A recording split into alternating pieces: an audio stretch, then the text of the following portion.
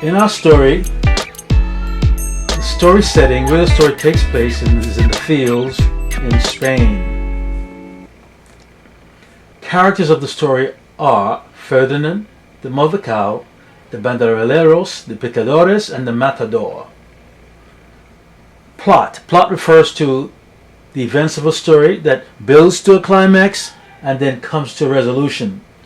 In this particular exercise, I'm going to list a series of sentences or events that occur in the story, and I ask my students to put these events in order as they occur in the story. Sequence them. I can do 3 sentences, I can do 4 or 5. The more sentences I do, of course, it will be the more difficult it will be. So the sentences are: Ferdinand is picked to perform in the bullfights in Spain.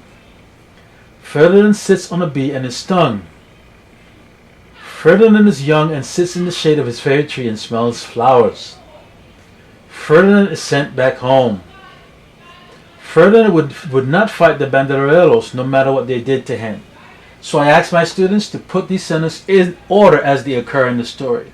It's a great skill that we can use for all subject areas. Then I go to my language in the story of Ferdinand. Vocabulary that I chose to focus on in my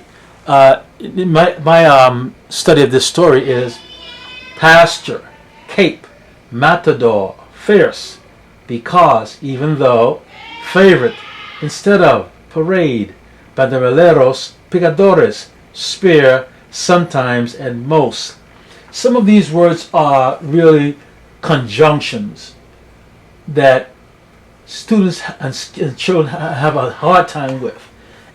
Also, we have adjectives and adverbs such as lonesome, happy, strong, quietly, roughest, fastest, sit, largest, fiercest, lovely, tall, skinny, proudest, and fiercely. Some of these are adverbs. The ly words are adverbs, and I like to have students sit down with these words and use what they know of them to draw a picture of what they think it is, then create sentences with them, and ultimately do little stories with these words. Okay? Then you have verbs, a variety of verbs, like liked, snort, butt, leap, pick, jumped, shouted, stick, rode, should, clap, smelled, wanted, and took. Some of these verbs are irregular verbs, such as took and rode, and some of them have not been converted to the irregular form, like leap would be leapt, and some of them are just regular verbs like jumped and shouted. So I like to work in verbs a lot, and I would have them highlight these words and convert them to the past tense form and use them in sentences.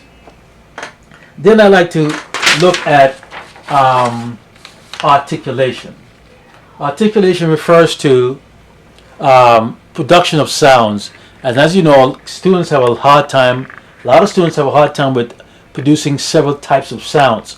So in this particular book, we have a variety of sounds, words that have these sounds in them, and we're going to focus on them for a bit.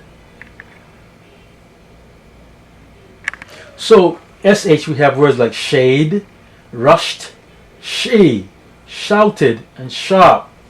On s, we have words such as Spain, same, most, saw, so, grass. Ch words, each, charged, watching. Th words, other, together, mother, thought. S blend words, Spain, smell, spot, strong, stick, still.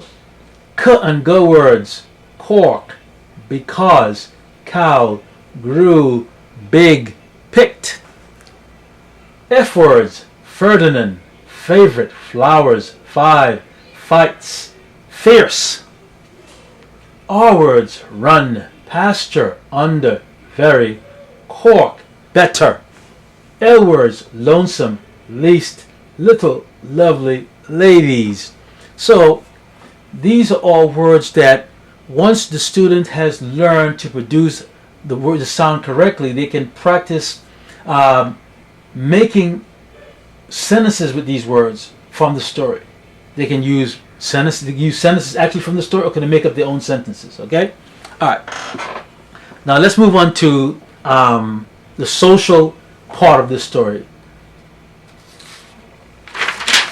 In this story, the story of Ferdinand, there's a story problem.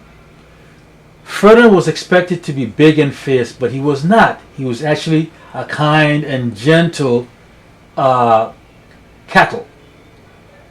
All the others pushed him to be mean and fierce. He resisted and showed he was different. And eventually he was left alone to be himself, and he was happy. So the strategy that we can take away from this story would be your true self.